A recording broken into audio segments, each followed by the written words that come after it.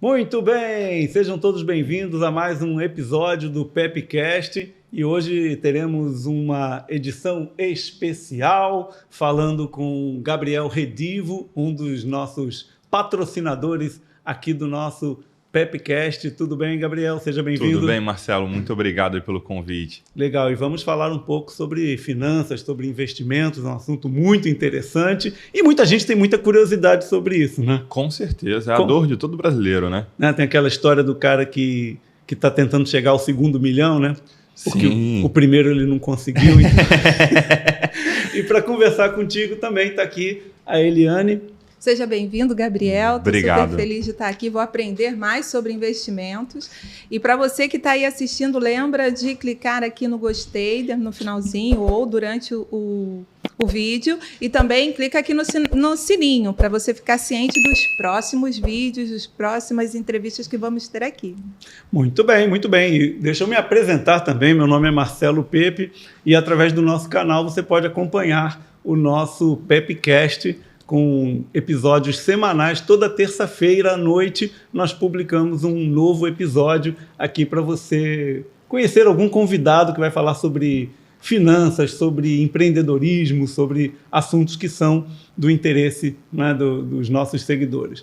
Muito bem, Gabriel, me conta aí, rapaz, você então entrou nessa vida de investidor ou de gestor de investimentos. Como é que foi essa tua entrada? Você conta um pouquinho da tua trajetória até chegar aqui. Legal, Marcelo. Eu trabalho já há mais de 12 anos aí no mercado financeiro, né? Comecei garoto, na verdade com 16 anos. Eu sempre falava com meu pai e com minha mãe, falei, não, eu quero começar a trabalhar cedo. Sempre tive essa disposição, né? E acabou que eu estudei num colégio que ele é um colégio filantrópico, e patrocinado, né, apoiado por uma instituição financeira, que é a Fundação Bradesco. E ali a gente recebe, todo ano, existem indicações para entrar como jovem aprendiz ou como menor aprendiz. Isso foi em que cidade? Isso foi aqui no Rio de Janeiro mesmo. No Rio, tem. Aqui no Rio. Da Fundação Bradesco. Sim, tem um colégio. Tem um colégio, na verdade, eu acho que eles têm quase todos os estados uma unidade. Né? E com isso, ali eles selecionavam alguns alunos e eu fui selecionado para ser estagiário, né? Na época é menor aprendiz, dentro da instituição numa área de tecnologia, numa empresa que prestava serviços, ela era uma terceirizada do grupo, mas prestava serviços para o mercado como um todo. Sim, sim. Com isso, né, recebi esse convite, sempre quis, uniu ali o útil ao agradável, eu já estudava à noite, então durante o dia eu podia fazer esse estágio. Fiquei 2 anos lá. Depois desses 2 anos, eu achei, né, que eu seria efetivado. Na verdade, eu tinha a intenção até de fazer engenharia mecatrônica. Eu gostava de robótica. Não era o mundo de investimentos que eu tinha ali como um vislumbre inicial. Só que a vida tomou um caminho, né, um norte. Eu tenho minhas crenças, né, eu acredito muito em Deus e creio que foi Ele ali que tomou o norte da minha vida. E nisso eu estava ali próximo, né, de começar a faculdade, ficava imaginando qual seria o caminho que eu tomaria e meu contrato de estágio estava para finalizar, né? E aí foi quando eu fui buscar um direcionamento e nesse direcionamento eu tive uma resposta de que muito em breve aconteceria algo. E aconteceu realmente na minha vida. Bacana, é uma revelação, né, que a gente tem. Muitas vezes a gente precisa dessa intuição, porque às vezes a gente acha que vai seguir uma cartilha exata. Olha, o negócio vai acontecer desse jeito, tem que estudar assim, tem que fazer concurso, e de repente você tem ali uma intuição, uma revelação, algo sutil, né, algo sobrenatural. Exatamente. Né? Foi interessante porque quando eu conversava com os meus pais na época, né, a minha mãe perguntou, Gabriel, qual é a chance de você sair da empresa terceirizada que você está e você ir para dentro da instituição financeira, para o banco por si só? Eu falei, olha, eu não vou tirar a porcentagem do extraordinário, de algo assim fora da curva, mas eu diria que é 99% de chance disso não acontecer. E acabou que a própria instituição de ensino que eu estudava, ela me indicou novamente para um estágio. E isso nunca tinha acontecido ali, pelo menos eu não tinha um histórico disso. Eu já estava me formando, já ia entrar na faculdade e eles me indicaram de novo para ser estagiário dentro da instituição financeira. Mas eles te indicaram porque você se destacava de alguma forma. Exatamente, exatamente. Eles... Tem ali também, né? Você tem um histórico de excelente aluno. Isso, né? E comportamental até, postura, era uma das coisas que era muito avaliado. Às vezes não só nota, mas postura também. É bem tocado esse ponto, né? Porque a gente costuma falar, né? Porque a todo momento estão nos observando. Isso. Nos nossos comportamentos, na nossa pontualidade, na nossa gentileza, na nossa liderança, e acham que, não, vão me avaliar apenas pelas minhas competências técnicas, e muitas vezes estão nos avaliando o tempo todo, e achamos que não estão.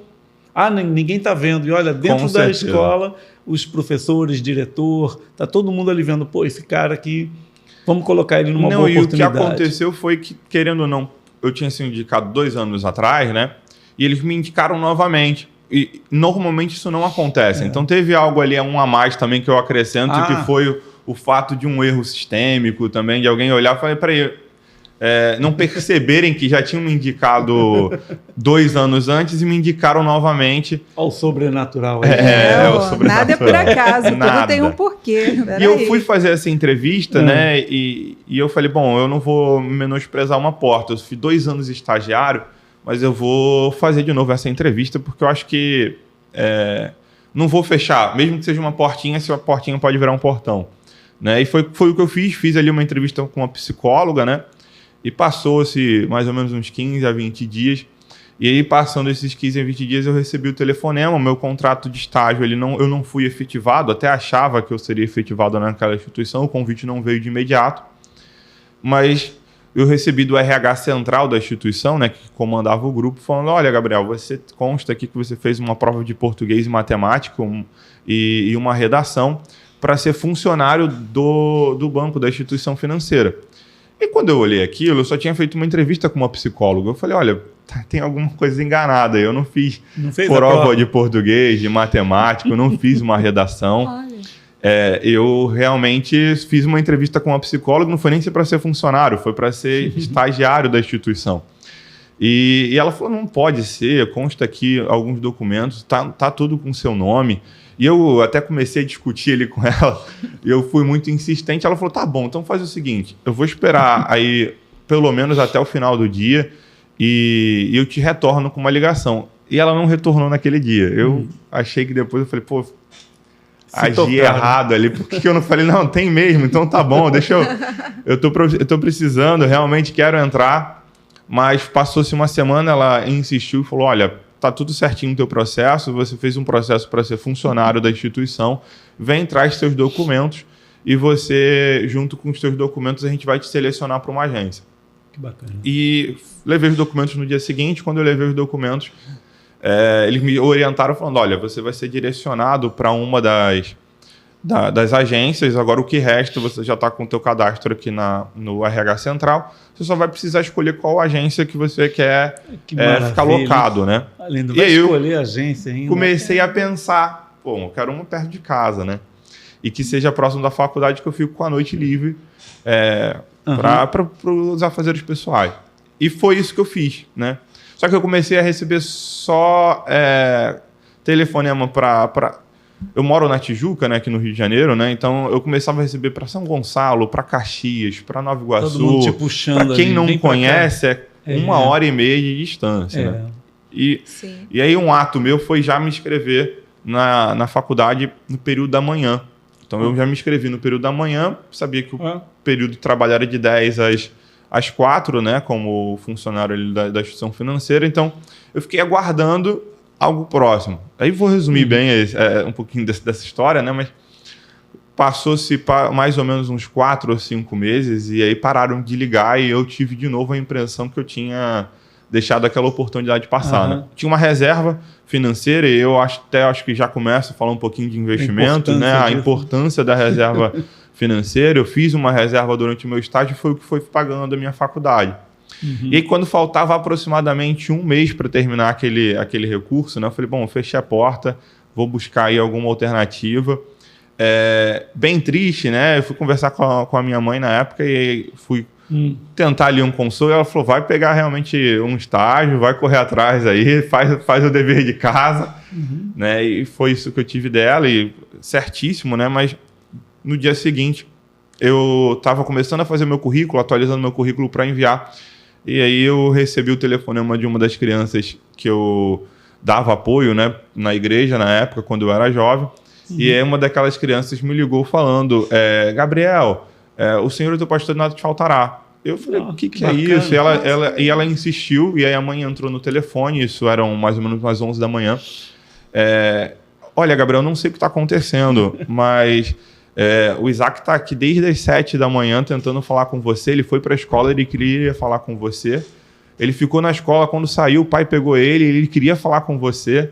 E eu estou fazendo almoço e ele está falando, eu preciso falar com o Gabriel, e ele queria falar no telefone só isso para você. E aquilo ali foi como para mim uma mensagem de que eu devia esperar realmente, né? E foi exatamente quando eu tinha acalmar meu coração, esperar, porque existia algo ali para mim. Estava guardado. Estava guardado. E foi quando eu dei a minha última parcela na faculdade.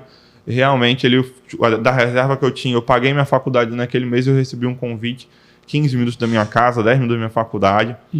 E eu realmente fiquei alocado ali numa agência. E para resumir, fiquei 7 anos naquela instituição. Foi quando eu recebi ali um convite, queria trabalhar com investimentos. Na verdade, quando eu entrei nessa instituição, meus olhos brilharam sobre o mercado financeiro.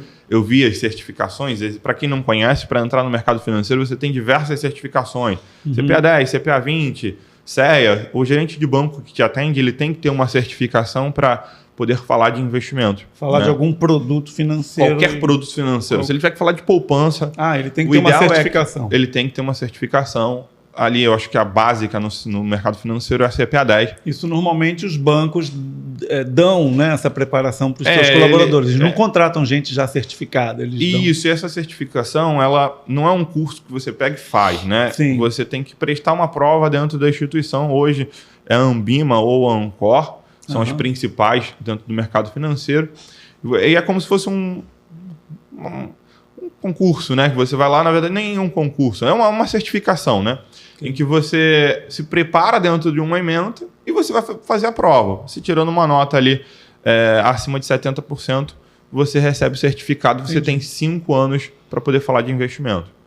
Vale por 5 anos, então. Vale por 5 anos, depois você tem que ficar renovando até pela educação continuada da certificação. E aí você recebeu esse convite por uma instituição financeira que não era uma agência bancária. Na verdade, eu fui para uma agência bancária dentro do Bradesco, né? E ali fiquei atuando durante esse tempo. E quando eu entrei, querendo ou não, numa agência financeira, eu descobri as certificações. E aí descobri o mercado de investimentos. Foi nesse momento que eu vi que uma das portas de entrada seriam as certificações. Né? E aí eu corri, né? Na época, eu lembro que só o gerente e a gerente geral, 2 gerentes que tinham e a gerente geral que tinha a CPA 10. Foi o primeiro passo que eu fiz, foi correr de tirar essa certificação. Então, com 3, 4 meses, comecei a correr atrás realmente de tirar aquele certificado, comecei a estudar e passei naquela certificação. Quando eu passei, o mercado financeiro, ou o mercado de trabalho no geral, ele é muito competitivo. Mas muito competitivo. Dentro dessa área financeira, no geral, o mercado de trabalho ele é competitivo. Mercado como um todo. Eu acredito muito nisso. E quando eu tirei, acabou fazendo um efeito manada da agência inteira, viu? Peraí, o menino que acabou de entrar como escriturário aqui na agência, ele tirou esse certificado. Então, os assistentes começaram a correr atrás, os caixas. Não deu 6 meses, todo mundo tinha CPA 10 na agência. Então, o efeito, né, que foi gerado ali dentro da... Você até despertou outros também, né? Despertei outros ali, né? Ali. Olha que interessante. E nisso, o que para mim era um diferencial já não deixou de ser um diferencial. E eu queria trabalhar muito com investimentos. Numa agência de varejo, você acaba não falando pouco sobre investimentos. Você fala mais de consignado, de crédito. Sim. E aí, nesse caminho, eu olhei uma certificação na época, que é a CEA. Na época, ela tinha acabado de sair. Então, eu lembro que na instituição que eu trabalhava, tinham 80 a nível Brasil com aquela certificação. No Rio de Janeiro, tinham 3. E desses 3, o cargo mais baixo era um gerente geral. Então, essa certificação habilita você a ter o cargo de especialista de investimentos. Então, hoje, se você é atendido por um especialista de investimento dentro de uma agência, por exemplo, ele provavelmente tem essa certificação. Então, essa certificação específica, você tem várias certificações, mas para que você possa atuar mesmo sendo ali um orientador, tem que ter essa aí específica que você falou, tem um nome? Tem, é CEA, Certificação Especialista de Investimentos Ambima. Ah, tá. E aí, para você ser esse especialista em investimentos, você precisa ter a certificação.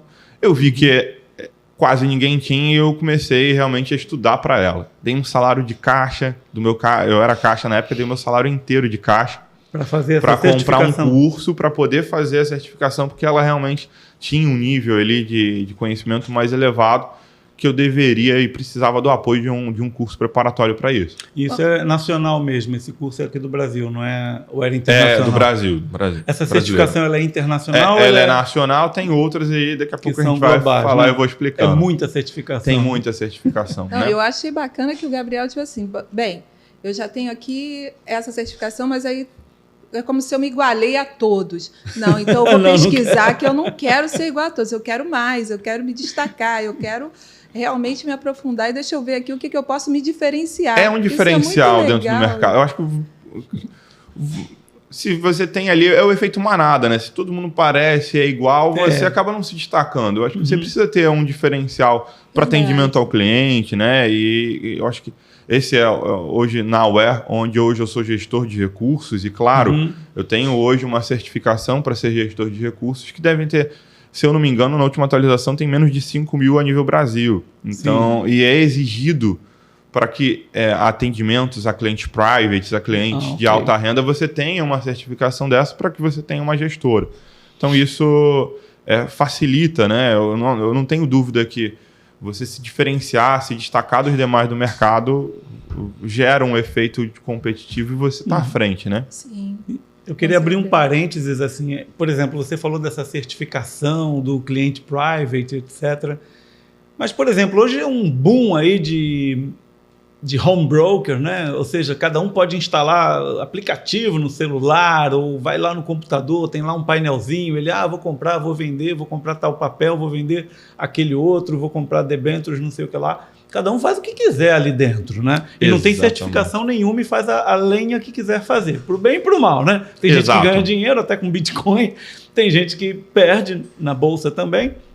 Mas o que diferencia para o teu cliente saber que você tem essa certificação? Para o teu cliente que diz, não sou eu que vou lá ficar lá no home broker, não.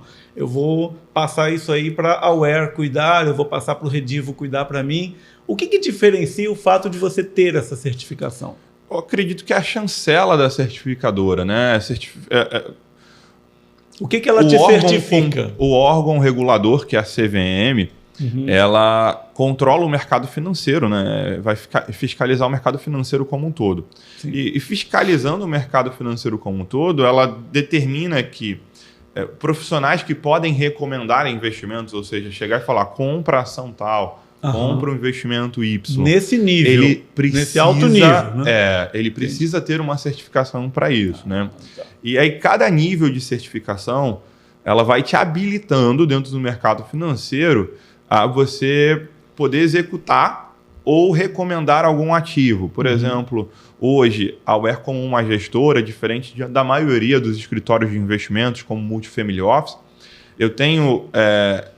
nós temos ali da empresa certificações que habilitam eu executar e eu assumir a conta do cliente, fazer investimentos em nome dele, só comunicar a ele, pelo grau e nível de conhecimento que aquela certificação exige. Né? Então, e a CVM entende, olha, então por vocês terem dentro da gestora essa certificação, vocês serem uma gestora e poderem atuar na gestão de patrimônio, né, que é a blindagem patrimonial e gestão de patrimônio, isso habilita vocês a, inclusive, ter gestão discricionária, que é o que a gente chama, que é poder gerenciar a conta do cliente em nome do cliente. Eu emito ordens em nome do cliente. Diferente, por exemplo, de uma agência em que existe até a necessidade de um gerente de banco ou de um agente autônomo de pedir autorização para o cliente. Então, ele vai falar, olha, eu acho tem que investir na ação de Vale. Assina aqui. Assina aqui porque você está com a responsabilidade, né? Você tem a procuração do cliente para investir em nome dele. Eu né? tenho uma procuração do cliente, só uma gestora, né? Um multifamily office com profissionais certificados podem ter essa frente aí, a possibilidade de assumir a procuração dos investimentos do cliente. Porque é uma responsabilidade muito grande, né? Você não está ali falando de um investimento de 10 mil, 20 mil reais, está falando de milhões de reais, né? Exatamente. É um movimento que você faça, isso pode interferir até no mercado como um todo, né? Exatamente. A gente viu na época, acho que era o Nagy Narras, né? Fez uma bagunça. Você lembra da história dele? Sim. Ele parece que entrava em opções, tinha Na verdade, criava alguma bolha ali, alguma coisa. Se a gente for olhar, tem muita gente no mercado financeiro fazendo bobagem. Fazendo lenha. Tem muita gente Mas entrando... eles são certificados. Alguns não, né? Tem muita gente que vem de curso e que não é certificado. Tá. Vou fazer você virar... o mago dos investimentos. Aí faz lá um videozinho no YouTube, aparece. Isso é um perigo, né? A Betina é certificada. Então, ela trabalhava numa instituição que é uma casa de análise, né? Tá. A casa de análise que é em qual a instituição que ela trabalhava, ela tinha um selo que permitia, né? Sim. E aí ela falava em nome daquela instituição. Mas tem muita gente, principalmente eu gosto de dizer isso, acho que isso fica como... Se você está vendo alguém lá falando, vai ganhar dinheiro no day trade, te vende um curso de R$1.000. Se ele está te vendendo um curso de R$1.000, provavelmente ele está ganhando dinheiro com o curso e não com o mercado financeiro. Verdade. É muito fácil, né? Tinha um que eu vi um vídeo assim que ele mostrava a telinha lá do celular dele e falava, vou comprar, quer ver? Aí o negócio subia, agora eu vou vender. Ganhei, sei lá, R$1.500. Né, nessa transaçãozinha. Ele tinha uma bola de cristal para conseguir identificar que na hora da gravação do vídeo a ação ia subir, né? Não, ele, na verdade ele gravava 15 vídeos, né? Ele perdia 14, ganhava em um. Falava, é esse que vai pro ar, né? Tinha até a história de um cara que ficava atrás do gol no futebol, né? Tinha um repórter que ficava atrás do gol e ficava falando, olha, agora ele vai bater a bola, vai passar por cima do goleiro e vai fazer gol. Aí ele acertava. Só o que ia para o ar. O que não ia para o ar, ele errava. Tem até uma história também do maluquinho do arco e flecha. O cara chegou numa cidade, um visitante como nós, chegou numa cidade e viu várias árvores com vários muros de madeira, árvores com uma flecha e um alvo assim, ela bem no meio do alvo. Ele falou, cara, pontaria boa, né? E foi ali passando, e foi vendo árvores, vendo muros, vendo várias situações em que a flecha estava bem no meio de um alvo. Aí ele perguntou num bar o que era aquilo. E aí o cara do bar respondeu, isso é o maluquinho do arco e flecha. Aí ele, maluquinho do arco e flecha, o cara é bom pra caramba, né? Acerta bem no meio do alvo, precisão absoluta. E aí foi ali até que um dia, você quer ver quem é o maluquinho do arco e flecha? Ele tá lá agora. Aí ele foi lá perto do maluquinho, o maluquinho tá lá. O arco lá. Aí, de repente, ele olhou para a direção da flecha e falou, não tem nada lá, onde é que esse cara tá vendo um alvo? Aí ele, bum! Aí acertou no muro. Aí ele, cadê o alvo? Nem eu tô conseguindo ver o alvo. Aí o maluquinho foi andando lá, ele andou junto, chegou lá, a flecha não tinha alvo nenhum, o maluquinho foi lá e desenhou o alvo em volta da flecha. E é o que muitas vezes acontece, né? A pessoa não consegue nada se ela tentar mirar. Na verdade, ela atira, acerta em qualquer lugar e aí desenha o alvo depois daquilo, né? É o que os caras fazem no investimento na internet. Com certeza. Olha como é que eu estou conseguindo ganhar dinheiro. E tem gente muito inocente que cai, né? Às vezes por desespero, por desinformação. Tem gente que cai nisso. Por isso que é importante você pesquisar, realmente ir a uma empresa que tem as certificações. Você entra muito ganância. Profissionais. Né? Porque a ganância, o cara chega lá e fala assim, você vai ganhar X. Não, e além disso, tá com um profissional que tem a capacidade, tem todos os selos e chancelas que te habilitam a dar segurança, tem uma história, né? Não é uma empresa o que acontece muito, às vezes, é você também seguir um youtuber que acabou de começar a gravar uns videozinhos, né? Nasceu ali, e aí fala, compra título público agora que é o melhor momento. Só que aquele vídeo começa a pegar engajamento depois de 2 anos. E aí, pode ser até que ele tenha falado algo certo, só que o vídeo que você está assistindo está totalmente fora do período, né? Está desatualizado. Está desatualizado. O mercado financeiro é muito volátil, então existe lá a taxa de juros, né? Então, em algum momento, se a taxa de juros está tocando o seu topo histórico, você vai ter títulos e ativos no mercado financeiro que vão fazer sentido. Se você tem uma taxa de juros como a gente teve há pouco tempo atrás, próximo de 2% ao ano, já vai ter um outro um pool de ativos que vai fazer sentido a sua aplicação, né? E um vídeo fora do momento, fora do tempo. E às vezes ele dá um conselho, aí entra um governo, entra um ministério igual do Paulo Guedes, que derruba a taxa de juros lá embaixo, aquele conselho de investir no pós-fixado, né? É isso, né? Investir na... Como é que chama? Título do Tesouro direto. Sim. Investe no pós-fixado porque está melhor, está pagando mais aí. E a taxa de juros cai, ele vai seguir. E ele deveria estar num pré-fixado ali. Mas não tem bola de... Se bem que assim, né? Na hora que mudou o governo, ele podia até saber, mas dessas bolas de cristal ninguém sabe, né? E aí entra um profissional de mercado que consegue entender e analisar a curva da taxa de juros e os efeitos que ela pode gerar dentro da economia, né? Entender ali, querendo ou não. Essa semana mesmo na UERA a gente teve a nossa reunião matinal ali com a equipe de gestão, o comitê, e teve a super quarta, né? O que seria a super quarta? É quando sai os juros do mercado norte-americano junto com os juros brasileiro, né? E os bancos centrais dão ali o patamar da taxa de juros. E a gente falou, olha, a taxa de juros hoje vai se manter no Brasil e provavelmente nos Estados Unidos vai ter um aumento de 0,75. Na segunda-feira a gente conversou isso na nossa reunião matinal. Na quarta-feira se concretizou. É bola de cristal? Não. São profissionais capacitados, certificados, que entenderam e que, analisando ali o cenário global, falaram, olha, tudo indica, dado as estatísticas, que vai ser esse o rumo do mercado financeiro. E com isso a gente se posiciona melhor para o nosso cliente. Como você falou, tem uma análise. Tem uma análise. Não é eu comprando pão na padaria com o celular na mão e falando, vai subir a ação e...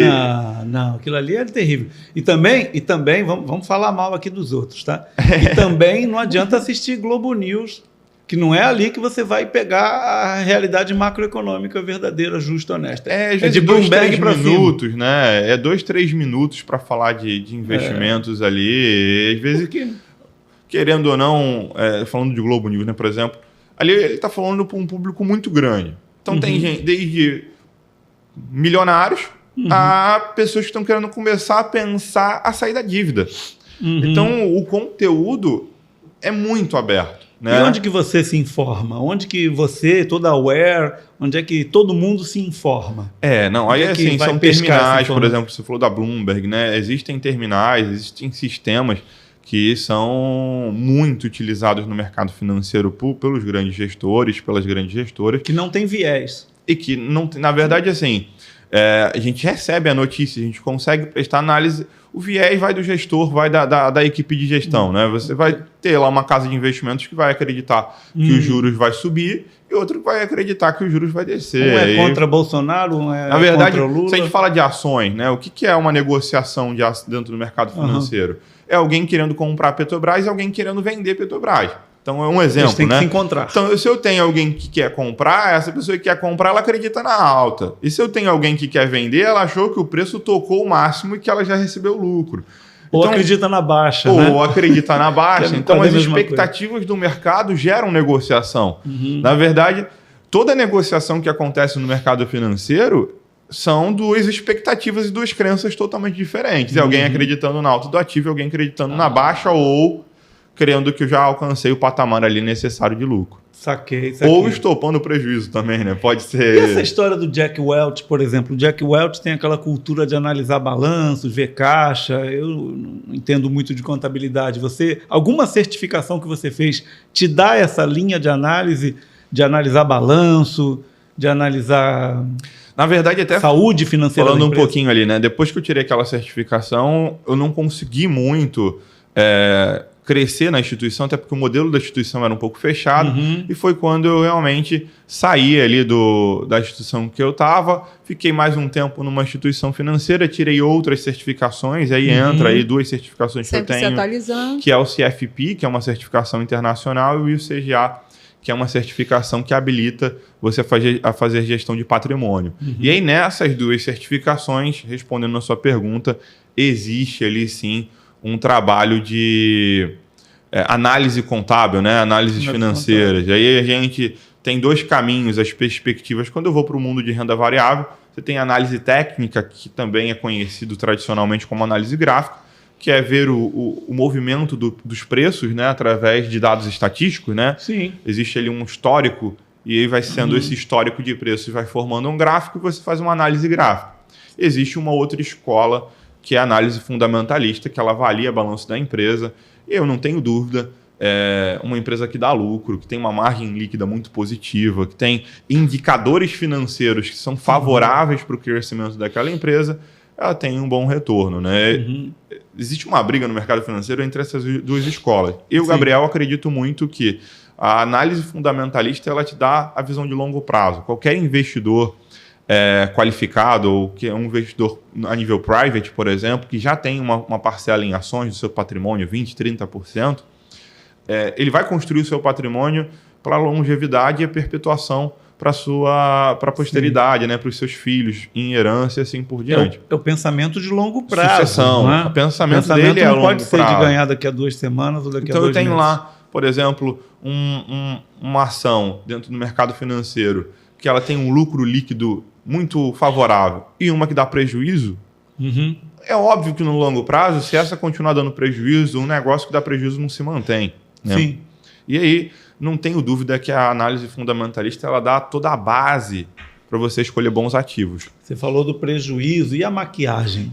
E quando o pessoal igual a Enron, igual o próprio Ike Batista aí fez umas tramóias e tal, e ele não sei se ele maquiou a contabilidade, mas e essas maquiagens? O cara tira da despesa, sei lá, põe no lucro, ele arruma um jeito de mutretar o negócio. Isso acontece, né? Não, é muito raro, até porque hoje, querendo ou não, o mercado vai se atualizando, né? Hoje mesmo a Receita Federal ela já está muito com tecnologia já avançando em sistemas que hoje o mercado está muito integrado, né? Seja o mercado offshore com o mercado nacional. Então, existe uma capacidade hoje do sistema financeiro como um todo de identificar essas fraudes. Acontece? Pode acontecer.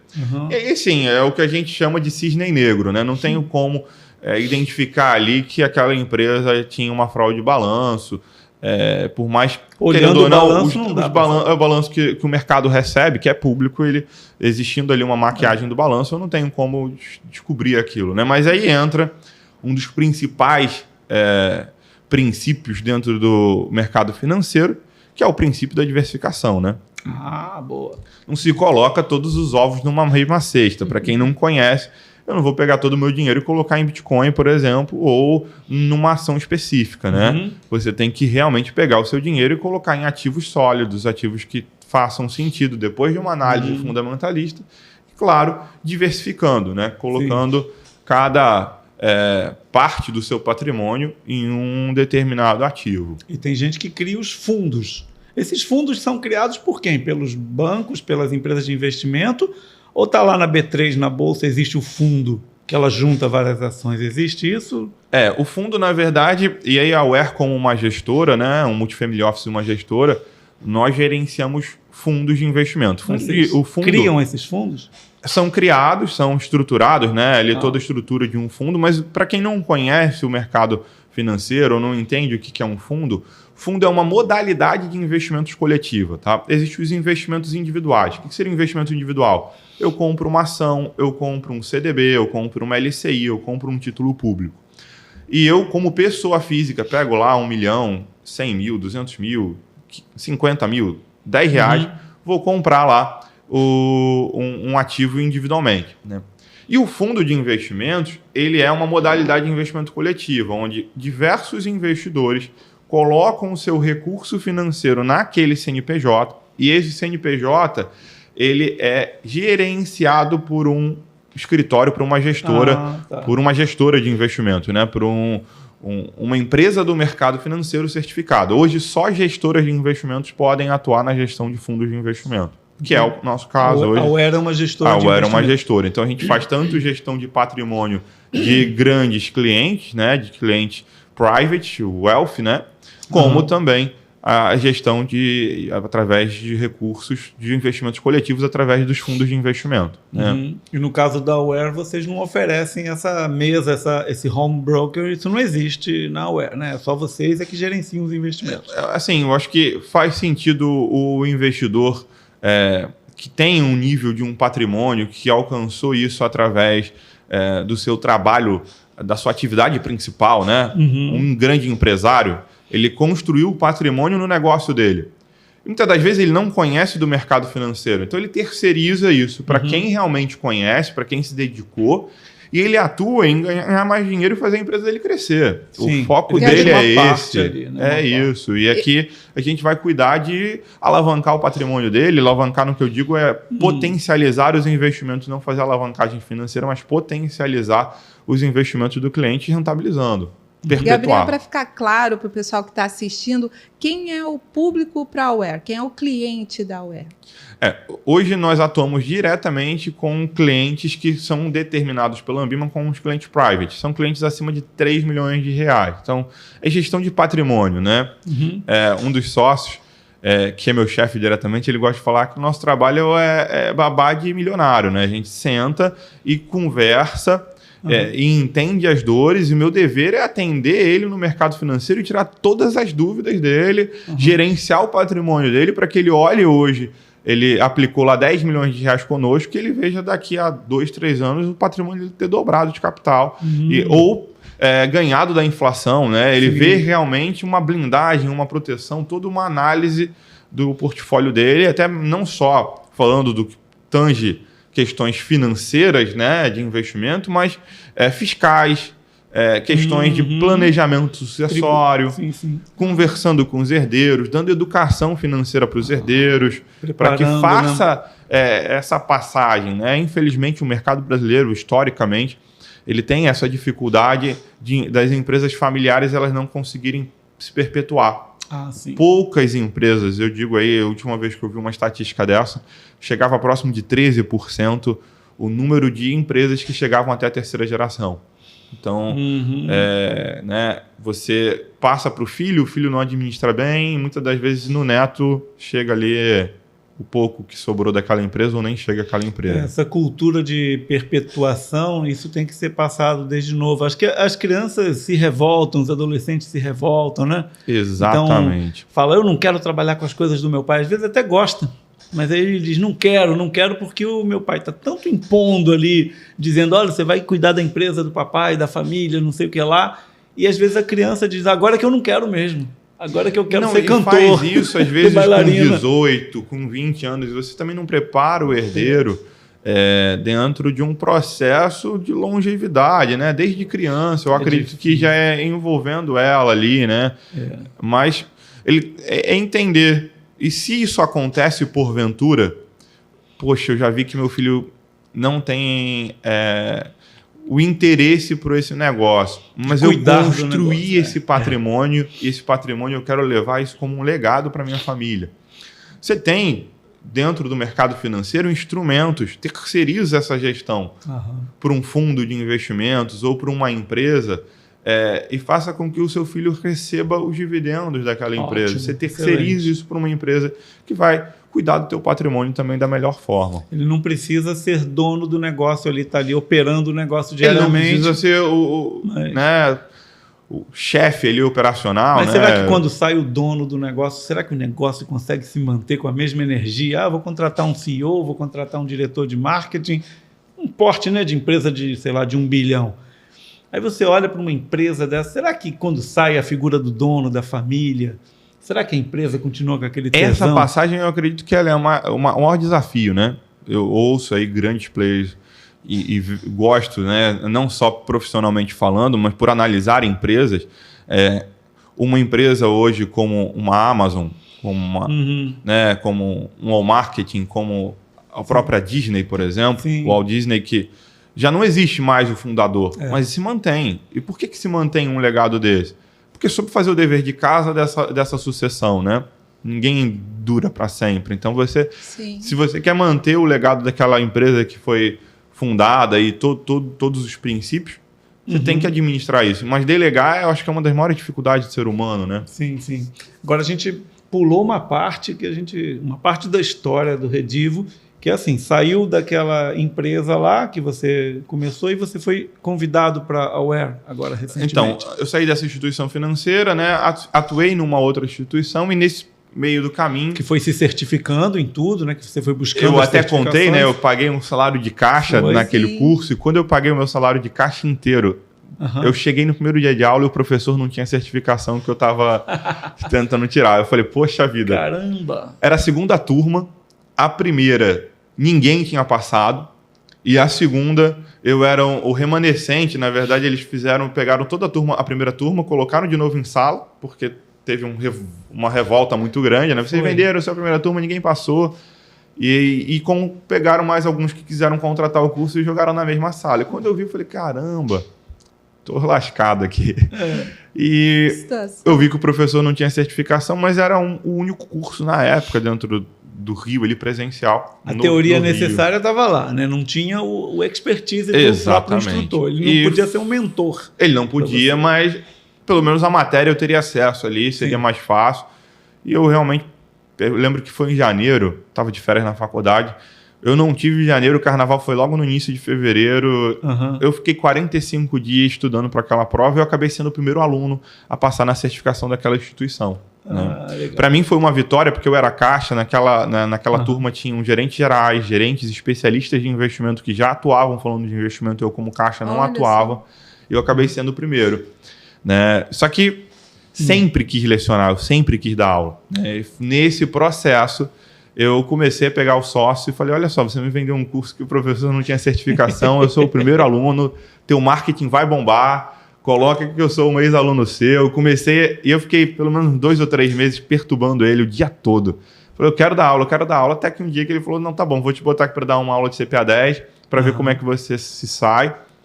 E acabou que, por coincidência, ele me colocou na turma do melhor professor dele, que passou mal e que não podia. Teve uma revolta no grupo do WhatsApp ali, o pessoal falou, mas mudou no último dia de aula, meu último dia de aula, logo quando a gente vai saber sobre a prova, mudou o professor, não conheço ele, era uma turma com 15 alunos, foram mais de 6 alunos ali reclamando. Vai que foi a salvação deles, né?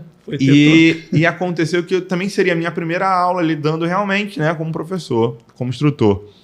E eu me surpreendi, porque realmente eu consegui superar as expectativas dele. E aqueles 6 que reclamaram sem eu pedir, no final do dia estavam os 6 falando que aula maravilhosa, foi muito bom, agradeço os ensinos do professor Gabriel. Ali eu também me achei como educador, né? Logo depois eu assumi a cadeira daquela certificação de especialista. E em paralelo ao mercado financeiro, já atuando numa corretora, eu comecei a dar aula de certificações. E pelo mundo de certificações, hoje eu tenho todas as certificações do mercado financeiro brasileiro e tenho o CFP, que é uma certificação internacional.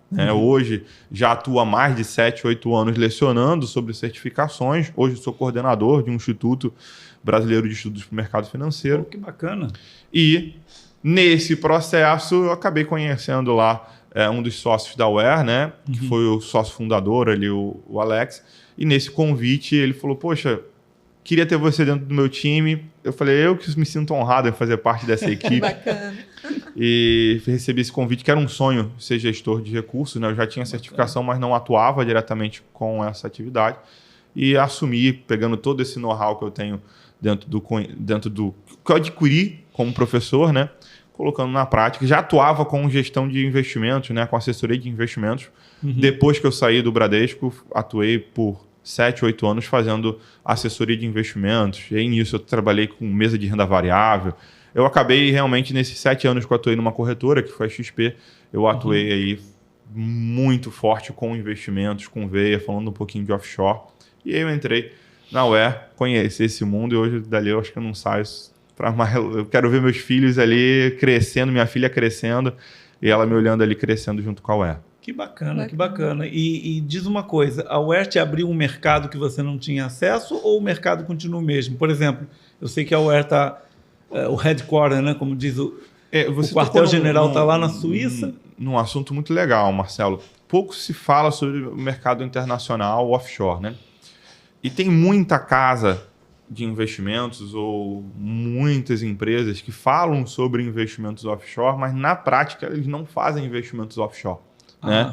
Eles vendem um seguro de vida que dizem ele ser um offshore, né? Ou vendem um produto que o cliente não está diretamente comprando ações lá fora. E aí, na Aware, como nós somos um grupo financeiro em que eu tenho não só a gestão nacional através de uma gestora, eu tenho uma gestora offshore e eu faço gestão de patrimônio.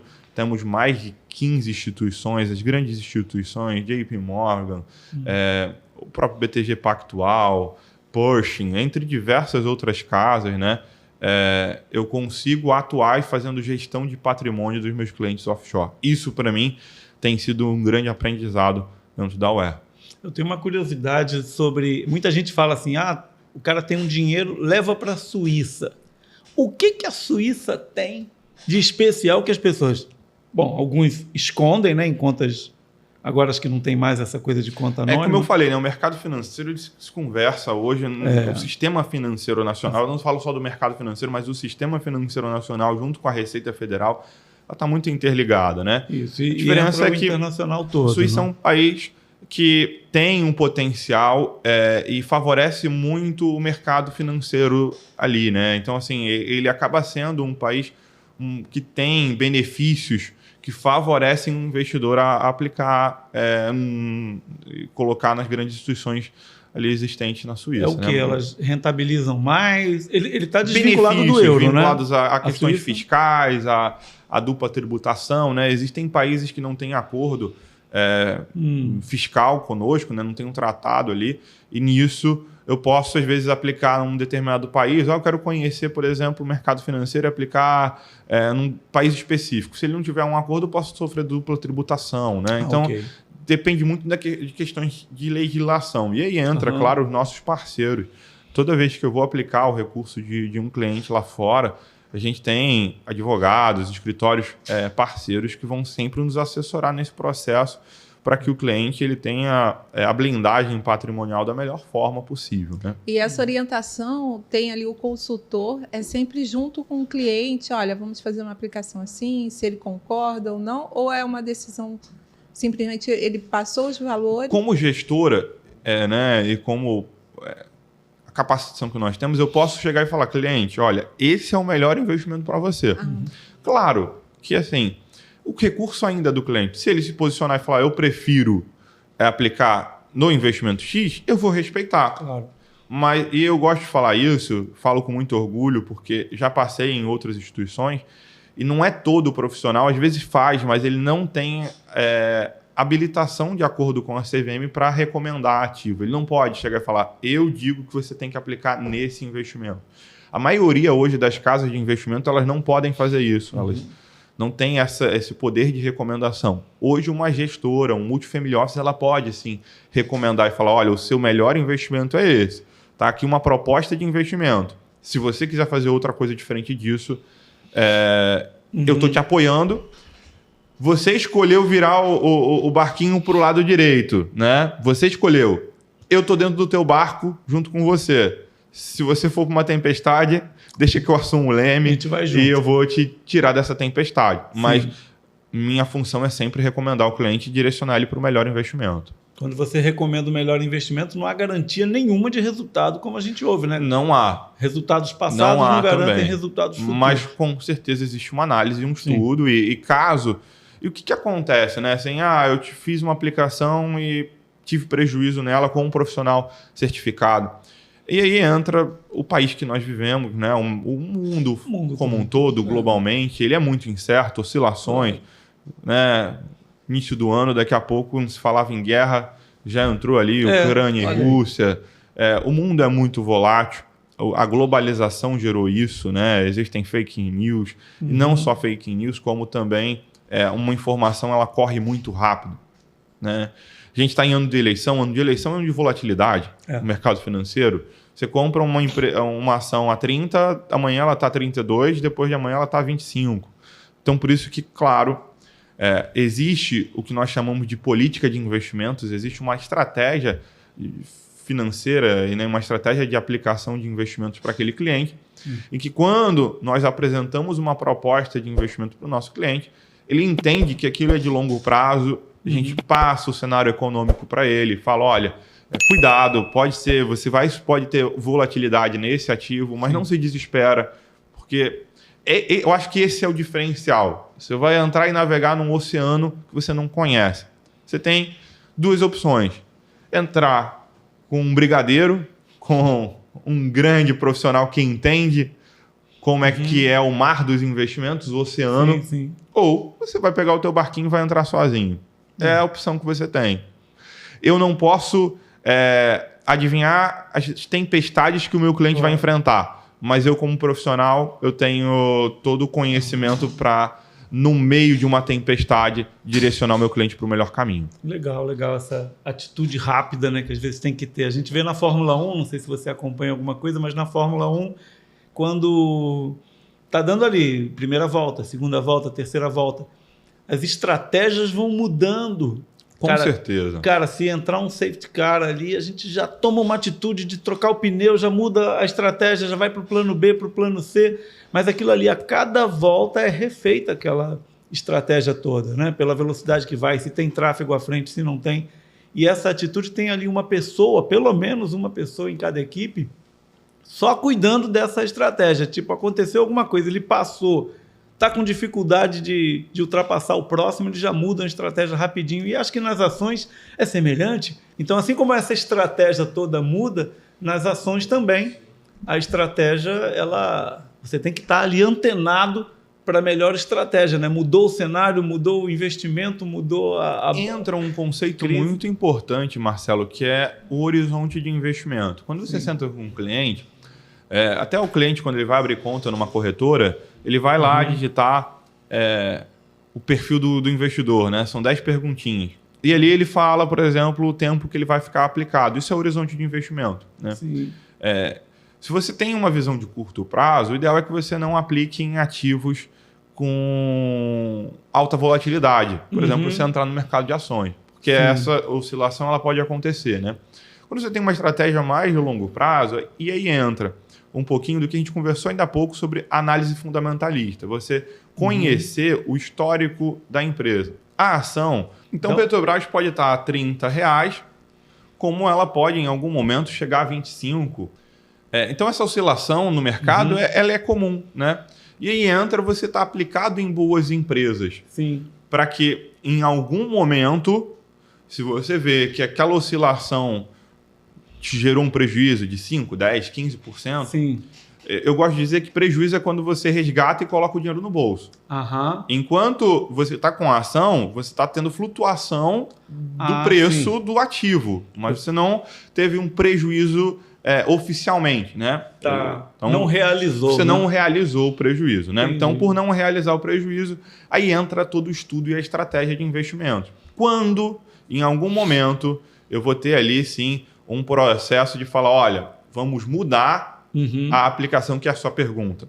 É quando eu tenho um caso extraordinário, uma empresa que realmente teve alguma fraude de balanço, ou ela mudou a alta gerência e nitidamente o plano de investimento, ou plano de negócio, plano estratégico daquela empresa de 5, 10 anos mudou. A empresa mudou totalmente o norte dos seus investimentos, ou seja, da gestão daquela empresa. Aí faz sentido eu pensar em fazer um ajuste. Ou mudança de cenário macroeconômico, né? Às vezes uma mudança no cenário macroeconômico faz sim eu fazer um movimento mais tático, que a gente chama dentro do mercado financeiro um movimento tático. Eu tiro um pouquinho de renda variável, coloco em renda fixa. Mas eu gosto de dizer que sim, quando eu vou para um mercado mais volátil, que é um mercado financeiro, um mercado de capitais, ações, né? Eu tenho que ter uma estratégia mais de longo prazo. Sim. Ficar rico com day trade... Essa daí é a historinha que contou aí na internet. Mas é uma loteria muito grande, né? Porque você ficar rico no day trade é acertar muito e errar muito pouco. Né? E existem estudos da própria CVM, da Ambima, que dizem aí que o que é vendido muitas das vezes na internet não chega a 1% dos casos, né? Então, Você tem muito ele caso, 99% dos traders que se dizem day traders que ficam negociando, eles acabam tendo insucesso, eles duram ali um ano e meio e acabam não tendo um bom resultado. Tem ali mercado de ações é médio e longo prazo, construir uma carteira sólida com empresas sólidas que dão lucro. A ideia mesmo... Oportunidades podem, perdão te cortar, mas oportunidades podem acontecer. Sim, tem casos lá que a gente vai olhar, pô, essa empresa tem tudo para no curto prazo, 10, 15 dias... ter um ganho de 10%, 15%. Eu posso fazer um movimento tático dessa alocação. Mas isso não acontece toda hora. E o mais recomendado para o investidor, para o pequeno, para o médio, para o grande investidor, o mais recomendado é ele se posicionar, né, como se usa essa expressão, estou posicionado com ações. Ele ter ali um conjunto de empresas e ele se sentir sócio, porque algumas empresas pagam dividendos, como a Petrobras agora pagou um absurdo histórico, né? Maior dividendos do mundo. E aquilo ali é o tesão do investidor, é dizer, pô, olha aqui, o cara está me dando dividendos, eu estou lucrando porque eu sou sócio dessa empresa, porque ele tem ali aqueles papéis, ou ele tem que enxergar mesmo com frieza e, olha, um número, como é que é a sensação, qual é a emoção do investidor, né? Se ele tem alguma decisão que é emocional ou se tudo tem que ser frio mesmo, são números, não tem que ter. Eu gosto do Magazine Luiza. Não, eu gosto do, sei lá, do Amazon, eu gosto do... Submarino? Do Petrobras, né? Pô, Petrobras, vamos investir. Existe isso em algum aspecto? Existe o investidor deve levar? Estudo chamado, voltado dentro do mercado financeiro, que é um tema do mercado financeiro chamado finanças comportamentais, né? É uma frente de estudo ali. E finanças comportamentais, elas deixam claro, o estudo de finanças comportamentais, que o cliente, o investidor, ele deve ser racional na tomada de decisão. A tomada de decisão ela é racional. Só que, querendo ou não, dentro do... Falando um pouco da psicologia humana, né? Nós somos enviesados. Existem gatilhos. O pessoal do marketing adora usar esse termo, né? Gatilhos mentais. Então, a nossa mente ela trabalha com muitos gatilhos de todo o nosso histórico de vida.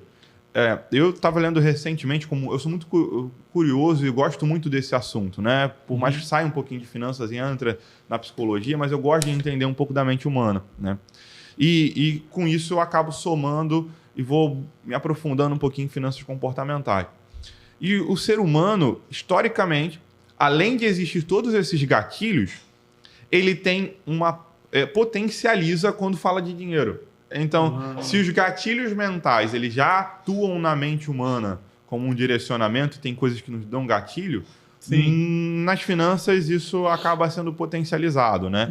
Então, o investidor ele tem que tomar muito cuidado. E existem vieses e heurísticas, que são os nomes técnicos que dão dentro do estudo de finanças comportamentais, que é o entendimento do indivíduo, do profissional ali, do investidor, na tomada de decisão. Mas respondendo a tua pergunta, o investidor ele tem que ser racional na tomada de decisão, ele não pode ser emocional. Por quê? Às vezes, e a gente tem essa tomada de decisão emocional em muitos campos. Por exemplo, às vezes existe um estudo chamado aversão à perda. É um viés comportamental do cliente. O cliente ele é averso à perda. Reparem, ele não é averso a risco, ele é averso à perda. Então, a ação ela atingiu um preço, ele comprou a R$10, a ação caiu para 8. Ele se assusta. Racionalmente, ele deveria vender. Sim. Porque todos os estudos dizem que aquela empresa mudou a direção. Só que ele tem aversão à perda. Então, ele falou, não vou vender perdendo, agora eu vou não quero perder, eu quero pelo menos vender com R$10. A ação cai a 5, cai a 3... Né? Eu tenho um histórico na faculdade. Comigo, assim, porque vai subir. Eu tive um professor que ele era de gestão de pessoas, né? Ele chegou na faculdade um dia, eu ainda estava começando a trabalhar no mercado financeiro, tinha se tirado do CPA 10. E ele virou e falou: olha, eu vou dar hoje a dica para vocês da vida.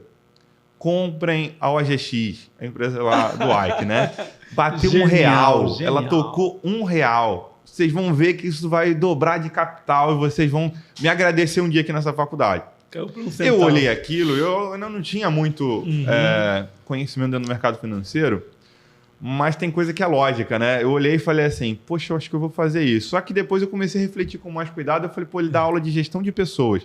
Nada pessoal, mas se o know-how dele fosse realmente gestão de investimentos, ele estaria dando minha aula de mercado financeiro. Ele estava ali deslumbrado, né? E eu não comprei, graças a Deus, eu pensei que ele era professor de gestão de pessoas e segui. Então, por isso até, né, às vezes, um médico, neurocirurgião, estudou muito, ele entende muito. Genial, né? Dentro da área dele. Sim. Mas às vezes ele quer ir falar sobre o mercado financeiro, toma cuidado. Por isso que é bom você delegar para um profissional que conhece e que vive aquilo, né? É uma curiosidade que eu tenho também, Gabriel, é o seguinte, por exemplo, tem a UER tem os clientes, né? Tem o cliente que é o público-alvo, e tem aqueles que já chegam, que entendem um pouco, ou tem uma parte leiga. E, como você falou, as pessoas têm medo de perder. Quais são as principais assim, perguntas, as dúvidas que vocês esclarecem, ou que o cliente chega? Quais são esses medos? Nos últimos anos, quando a gente fala de investimentos, houve aí uma abertura de mercado, né? Os players, cada vez mais, você senta às vezes numa mesa para conversar com os amigos, né? Interagindo ali no happy hour. Você fala que trabalha com investimentos, alguém já pede dica, já quer entender. O que está dando dinheiro aí? Coisa que eu tenho certeza que 5, 7 anos atrás não se ouvia. Não era uma dor, né? Então isso vem de uma atenção e, claro, nisso eu bato palma para muitos dos influenciadores que nasceram aí no mercado financeiro, os grandes de finanças, né? Eles acabaram abrindo e despertando esse interesse. Ainda existe muita necessidade, pouquíssimos. Ainda hoje, mais de 68% da população brasileira aplica em poupança. Então, só isso mostra o nível, a falta de conhecimento. E as dúvidas são... Eu não consigo hoje pontuar. Olha, todo mundo vem... Tem, claro, profissionais que já se despertaram, conheceram, eles vêm com dúvidas mais técnicas, mas existem, né? Muitos, às vezes um herdeiro recebeu ali, o pai fazia a gestão dos recursos e ele não entende nada do mercado financeiro, ele vai delegar. E esse é o papel da UER. Esse é o papel da UER, né? E dá ali orientação passo a passo, explicando mesmo, como você falou, você é professor, né? Dando toda aquela coisa da orientação para esse aluno que chegou. Não importa o nível de conhecimento dele, desde o cliente que chega leigo sobre o mercado financeiro, a gente vai dar todo o apoio, toda a estrutura, como um profissional, né? Às vezes que já se destacou na sua atividade principal, mas ao mesmo tempo ele teve sempre o desejo de entender do mercado financeiro e começou a fazer curso. E ele chega às vezes num nível mais técnico, mas claro, a gente vai estar apto a trabalhar com ele também, desenvolver e inclusive agregar a inteligência dele. A gente tem casos que o cliente gosta de comentar sobre os investimentos, ele tem as suas análises próprias, mas eu não tenho dúvida que, claro, toda a nossa expertise, se eu juntar os 3 sócios hoje da UER, né, eles têm mais de 100 anos de mercado somados. A UER nasceu em 2015, mas os sócios fundadores tinham mais de 25 anos de mercado no mercado offshore. Né? Então, você pega a estrutura somado às certificações que existem dentro dos profissionais que ali atuam como funcionários daquela instituição, eu como gestor, os sócios e todo o know-how do quadro societário, o cliente está sendo bem amparado. Existem comitês de investimentos. Isso... Não tenho dúvida que é uma cabeça pensando sozinho, até esse profissional mais técnico, né, esse investidor mais técnico, contra um comitê de investimentos. Eu acho que não tem como competir, né? É um time, né? O legal é isso. Né? E aquela coisa que você até falou do barco, né? Que você vai chamar ali aquele condutor do barco, quer dizer, você tem toda uma equipe, um grupo com experiência. Imagina você investir junto. Exatamente. Formar um time, várias cabeças pensando. Isso é muito mais interessante do que você sozinho ficar assim, caramba, para que lado que eu vou, onde que eu ponho, onde é que eu paro, onde é que eu inicio, né? Isso é complexo, mas... Muito. Agora, uma coisa interessante que você tocou nesse ponto da economia, da finança comportamental, tem aquela teoria não, aquele experimento que foi feito há muito tempo com os marshmallows, né, com os doces, e aí pegaram algumas crianças. Você conhece bem aquela teoria para contar? Eu conheço outras acho que parecidas. Né? Isso, aí aqueles que tinham a visão de longo prazo prosperaram mais do que aqueles que eram mais ansiosos, que queriam resultado rápido. Que acabava resultado rápido. Né? Na verdade, existem diversos estudos, né? Quando eu volto aí para finanças comportamentais. Por exemplo, tem um estudo que eu acho também bem interessante, que é você pegar uma moeda não viciada e você começar a jogar ela cara ou coroa, né? E você faz isso aí 5 vezes. E digamos que, porventura, deu cara,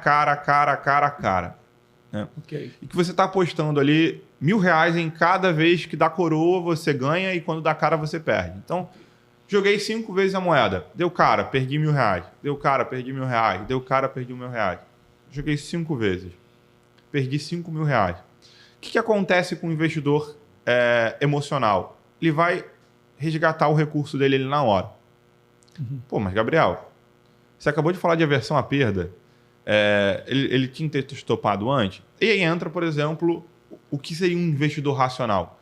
Cara ou coroa numa moeda não viciada. Eu tenho 50% de chance de dar cara e 50% de chance de dar coroa. Se eu aumento o número de lançamentos, eu faço isso para 1.000 lançamentos, ou 100 lançamentos, eu vou tender a média. E eu vou tender a média. Então, se eu estou perdendo muito, eu vou correr para o cenário de tender a média. Eu vou jogar quantas vezes mais para eu zerar minha perda, porque estatisticamente, o cassino, querendo ou não, a gente acha que ele é só um joguinho de sorte, de azar. Não, é estatística pura, né? Probabilística. Tem alguns filmes aí que até mexem com isso, né? E que mexeu até no mercado de cassinos mundial. Mas, enfim, assim como quem está ganhando.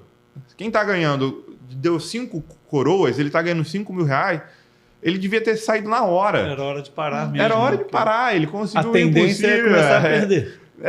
Porque vai tender para a média. Então, o ato de você ser racional dentro da tomada de decisão. Isso, e saber qual é a tendência verdadeira, né? E não... Agora, essa visão de longo prazo, que eu queria até tocar nesse ponto, é um pouco até uma bandeira, né, que a Aware defende, que você não pense a curto prazo. Não, eu quero investir só no day trade, eu quero agitar. Porque vocês devem ter clientes que põem aí seus milhões e que dizem assim, não, cara, eu quero uma estratégia mais dinâmica, né? Dinâmica, mais agressiva, né? Mais ousada. Então, eu vou seguir essa linha.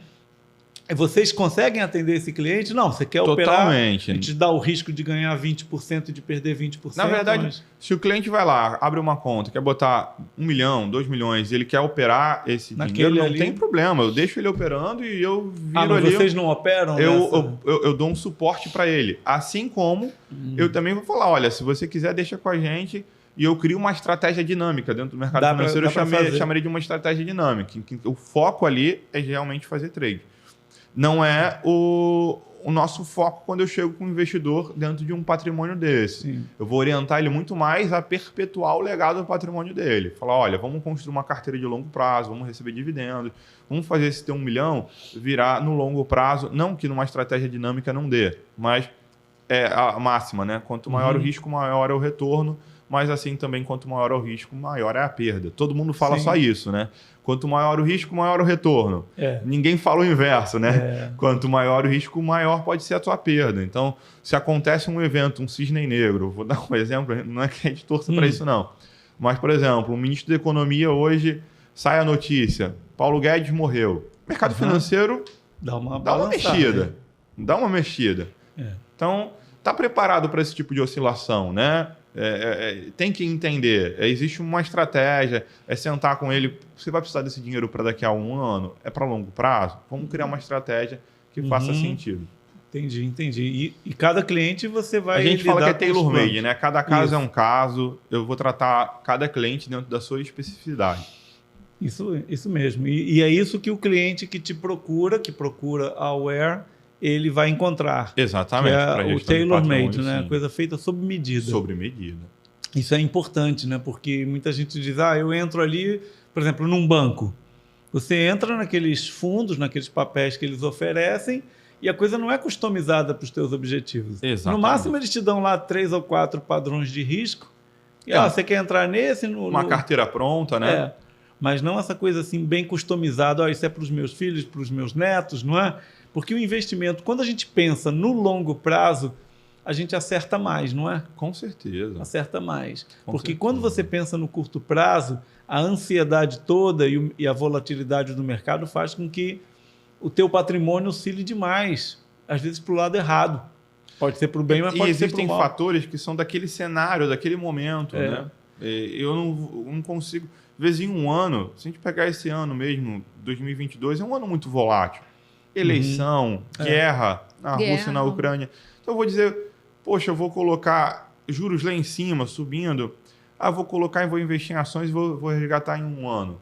Você tem uma alta oscilação. Pode sim ter, claro, com um profissional competente ali do teu lado fazendo todo o trabalho, você vai ter retorno também. Mas, ao mesmo tempo, o teu retorno vai ser muito maior no longo prazo. Não tem dúvida. E quanto maior é o risco, né? Se a gente fosse pegar aqui um gráfico, né?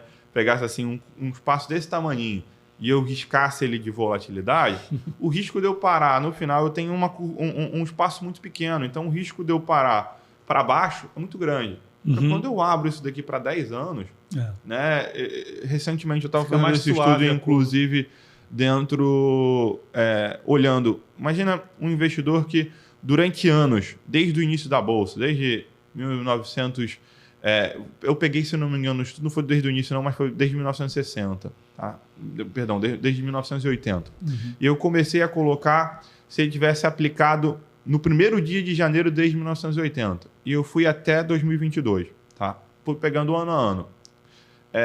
Desde os cenários mais voláteis do nosso mercado financeiro até, vamos lá, de plano real, hiperinflação, como crise de 2008, 2014, que foi o impeachment, até 2022. Um investidor que ficou mais de 10 anos na Bolsa não saía com prejuízo. Agora, menos que 10 anos, se ele entrasse em janeiro, por exemplo, de alguma dessas lacunas, não importa eu fosse adicionando, né? Se eu pegasse qualquer janelas de 10 anos, o investidor ele saía protegido, ele não perdia dinheiro dentro de uma janela de 10 anos. Então, esse é o efeito do longo prazo. Porque o mercado prosperou como um todo. O mercado prosperou. Isso é importante ver, né? Você me lembra daquele filme Forrest Gump, que o Tom Hanks lá, o Forrest Gump, ele muitas décadas depois ele falou, eu investi numa empresa de maçãs. Era a Apple, né? Sim. Aí mostrou o título, ele tinha não sei quantas ações, estava milionário e não sabia, né? Exatamente aquele investimento. Isso. E existe isso, por exemplo, o risco é muito alto ou não? Você dizer, olha, eu quero investir, não vou dizer esses de altíssimo risco, essas startups muito embrionárias, mas você dizer assim, cara, eu vou entrar aqui nesse papel que está agora captando na Bolsa, que está agora fazendo IPO, né? Essas coisas. Sim. É indicado ou tem IPO que mergulha, que afunda? Tem, aí entra um pouco da análise fundamentalista, existe, né? Tipo, vou entrar no início e só vai crescer. Mesmo não? Citei aqui a OGX, por exemplo, que aconteceu isso, né? E claro que eu tenho ali um setor, por exemplo, vamos pegar o setor financeiro, né? Eu tenho grandes instituições, né? E um grande banco, desses bancos tradicionais, eles não vão dobrar de tamanho todo ano, né? Um Itaú, por exemplo, Itube, ou um Bradesco, ele não dobra de tamanho todo ano. Não tem como. O tamanho dele, ele já alcançou uma carteira que ele vai subir 5% ao ano de crescimento. Agora, se eu pego um small caps, respondendo você, esse é o nome. Por exemplo, um banco ABC, um banco PAN, eu tenho ali um pool de setor de ativos, de bancos, de instituições dentro do mercado financeiro, pegando esse setor específico, que eu vou analisar e vou escolher a melhor. A melhor pode ter o potencial de, talvez não dobrar de tamanho, mas ela pode aumentar 20%, 30%. É muito mais fácil ela dobrar de tamanho do que um Itaú. Então, Sim. É isso, né? Quando você escolhe empresas nesse sentido, você tem que estudar gestão, você tem que analisar qual é a estrutura hierárquica, qual é a mente de quem está no comando daquela empresa, quais são as estratégias de vendas. E aí entra um pouco da análise do balanço, não só na análise de balanço, mas a análise estratégica, a visão de longo prazo daquela empresa. Às vezes ela está vindo com algo disruptivo, que vai furar o setor e ela vai crescer, ganhar market share, vai ganhar espaço no mercado e tem total potencial. Então, eu acho que essa análise deve ser feita, sim, mas entro ainda dentro do processo de diversificação. Você não vai colocar todo o seu dinheiro ali, porque você pode acabar tendo ali, né, uma empresa também, uma small caps, uma pequena empresa naquele setor, ela pode ter oscilações muito maiores, até pelo nível de risco que ela possui. E essa aula toda que você está dando para a gente aqui, quando algum cliente né, investe ali, faz a gestão do seu patrimônio com a Aware, ela tem essa disponibilidade toda para estar aprendendo tudo isso que a gente está aqui batendo papo? Vocês têm reuniões com os clientes? Né? Na verdade, a gente faz reuniões periódicas com o nosso cliente. O nosso dever é falar sobre o portfólio dele. É acordado com o cliente ali, em quanto tempo ele quer conversar com a equipe de gestão, ele quer conversar com o comercial que atende a sua carteira de investimentos. Não só a equipe de gestão, mas toda a equipe como um todo, seja a equipe comercial como a equipe de análise, são muito preparados. Existem comitês periódicos que orientam a equipe comercial sobre o mercado financeiro como um todo, sobre o cenário, qual é o direcionamento. Isso o cliente tem, sim, sem sombra de dúvida. E consegue falar a linguagem do teu cliente, que nem sempre está, né, educado para investimentos, mas assim... Claro, você tocou num ponto, Marcelo, que eu acho muito interessante, Pepe. Por quê? Quando eu comecei a dar aula de certificações para profissionais do mercado financeiro, eu achei que eu ia ter que usar um português muito técnico dentro do mercado financeiro.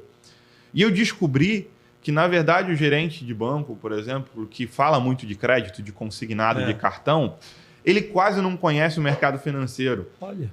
Ele não conhece os termos, ele tem dificuldade com aquilo. Então, eu falei, bom, eu achei que eu ia ter que falar de uma forma muito técnica, mas, na verdade, pelo contrário. Ali já na sala eu comecei a desenvolver um pouquinho essa capacidade de transformar coisas que são extremamente técnicas em algo mais simples. Mais acessível, né? Mais acessível essa informação. Eu não vou falar que é simples, porque ainda é complexo, mas de fácil entendimento. Eu acho que a palavra-chave é essa. Algo que é complexo se torna de fácil entendimento. E isso, toda a nossa equipe com certeza está preparada para falar isso. E vocês estão, falando da Aware, vocês estão expandindo, se localizando em vários locais próximos aos seus clientes, né? A Aware está localizada aqui no Rio, tem unidade em São Paulo, Belo Horizonte, em Belém Portugal, do Pará também, Portugal e Suíça, já está iniciando, né? Portugal, Suíça. Sim, nós estamos num processo Qual é a ideia? de franca expansão. Eu acho que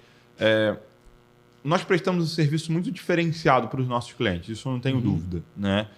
Gestão de patrimônio. Na verdade, o mercado financeiro brasileiro ele ainda precisa ter essa ênfase. Hoje você tem muitas instituições que vestem bandeiras. Ele está em um contrato de exclusividade com uma corretora ou com uma instituição financeira e ela está totalmente enviesada. Existem altos conflitos de interesse, porque se a instituição fala para mim é melhor comprar Petrobras porque o Petrobras é meu cliente, o assessor ali na ponta, né, o gerente, ele vai estar oferecendo aquele produto para o cliente altamente enviesado.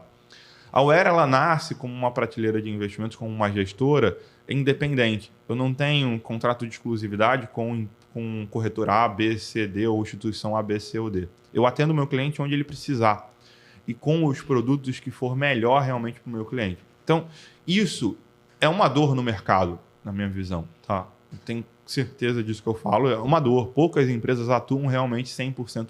Tem uma fachada independente, mas não são puramente independentes. Então, o nosso processo de expansão, não é todo mundo que gosta de falar de dinheiro, por exemplo, me conheceu agora na internet, está vendo aqui o podcast do Pepe, e vai olhar e vai falar, vou aplicar com o Gabriel. Claro, por ser sua audiência, pode olhar e ver o espelho que existe, todo o conhecimento que existe por trás dessa estrutura e confiar. Sim. Mas se me vê no outdoor passando de carro, ele não vai olhar e falar, pô, vou colocar R$1 milhão nele. Então, é necessário ter um escritório físico, é necessário a gente estar ali, pelo menos nas grandes principais praças, né? E onde tem potencial ali dos nossos clientes. Eu acho que isso é fundamental e a gente está nesse processo de expansão. Captando profissionais que tenham aí, às vezes, eu não entendo nada no mercado financeiro. Sim. Mas tem uma boa rede de relacionamento, né? Escritórios de advocacia, por exemplo, né? Sim. Ou até mesmo comerciais. Acabei de ser desligado, eu era private banking de uma grande instituição. Quero me alocar em alguém que eu consiga realmente me dedicar para o meu cliente.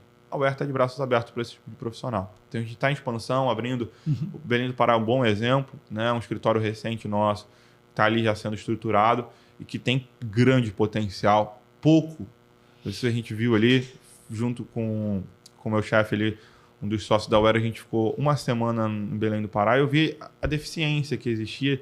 Pouco se falava sobre independência, um escritório, uma gestora, alguns produtos até que na época poucos tinham acesso ao conhecimento, que são fiscalmente muito, mas muito favoráveis para o cliente.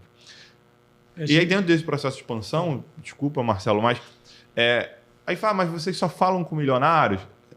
Nosso core é esse, com o Multifamily Office, mas acho que alinhado com os sócios, né, existe dentro do nosso processo de expansão atingir um investidor tradicional também, um investidor brasileiro que quer realmente começar a conhecer o mercado de investimentos de uma forma independente. Então, a gente, sim, dentro do processo de expansão, até mesmo através dos fundos, hoje um dos nossos fundos abertos, que é o AirSelect, ele, por exemplo, aceita investimentos a partir de R$5.000, que é o fundo de investimento. Ele é um investimento coletivo. Então, eu gerencio aquele fundo e qualquer investidor pode aplicar lá. Mas qualquer investidor que já seja teu cliente, né? Seja meu cliente ou que seja cliente de qualquer outra plataforma de investimentos. A gente está no processo de expansão, então o nosso fundo já está plugado, por exemplo, na Orama, okay, que é uma corretora de investimentos, e daqui a pouco vai estar nos grandes players do mercado. E o cliente olhou ali o fundo da UERA, ele pode também aplicar os seus recursos, que é a grande diferença do investimento coletivo, né? O que é a diferença entre o investimento coletivo e o investimento individual? Gestão de patrimônio, eu pegar lá um cliente de 10 milhões e eu gerenciar os 10 milhões dele individualmente. O fundo de investimentos que a gente falou ainda há pouco, ele é um investimento coletivo. O que seria um investimento coletivo? Uma andorinha sozinha, diz o ditado, ele não faz verão, né? Você só diz que é verão quando você vê aquela revoada, né? É a mesma coisa. Um investidor com R$5.000, ele sozinho, ele não vai conseguir acessar bons produtos. Agora, 1.000 investidores com R$5.000, você forma um milionário. Isso. Você tem alguém ali com capacidade para aplicar. E o fundo de investimentos, ele é um instrumento coletivo, onde o milionário coloca o seu dinheiro, mas também alguém que tem lá R$100.000, R$200.000 ou R$5.000, ele consegue acessar um veículo coletivo de investimento. E aí, como gestora, nós temos aí à frente, então, tem esse primeiro produto, mas vão vir outros produtos de investimento, outros fundos que vão estar nas principais corretoras do nosso país. E um desafio que você tem também, por exemplo, a gente estava conversando sobre ir um pouco lá para o meio do agro, né? Na Mato Grosso do Sul, tal, Mato Grosso. E eu vejo que na cultura até dos artistas, né? Aquele Leonardo, né? Aquele cantor, tudo que ele ganha, ele bum, cabeça de gado, compra cabeça de gado, compra boi, né? E eu fui ver agora que a população de bois já é superior à população de pessoas no Brasil, parece que são 250 milhões de cabeça de gado, de bovino, né? Fora cabra, outros bichos e tal. Mas aí você vai lidar com esse cara que está na cabeça dele assim, não, o que me dá dinheiro é boi, certo? Se um cara trabalha com imóveis, o que me dá dinheiro é imóveis. Se o cara trabalha com, sei lá, ouro, diamante, ele vai só investir no que a cabeça dele está montada. Como é que a gente quebra isso na cabeça não do investidor, mas na cabeça daquele milionário, daquela pessoa que já está acostumada com a riqueza, mas que diz, eu já sei o que me dá dinheiro, eu vou investir nisso, né? Por exemplo, a minha família originalmente, meu pai, já falecido, a cabeça dele era, eu vou investir em carros. Ele tinha uma loja de carros, depois teve concessionária, voltou para os carros usados, e a cabeça dele vou investir em aumentar meu estoque. Quanto mais estoque eu tiver, quanto mais carros eu tiver, mais eu vendo. Então, a cabeça dele era investir em carros.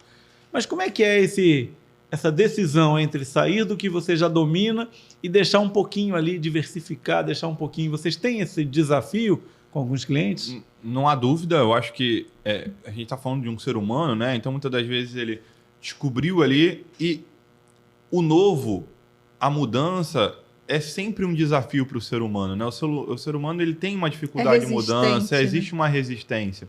Então, às vezes ele ganhou dinheiro com agronegócio, realmente com cabeça de gado, por exemplo, e ele olha e fala, por que eu vou sair daqui? Mas aí entra o princípio de diversificação. Ele entender que pode existir ali um problema dentro do seu processo de investimentos, né?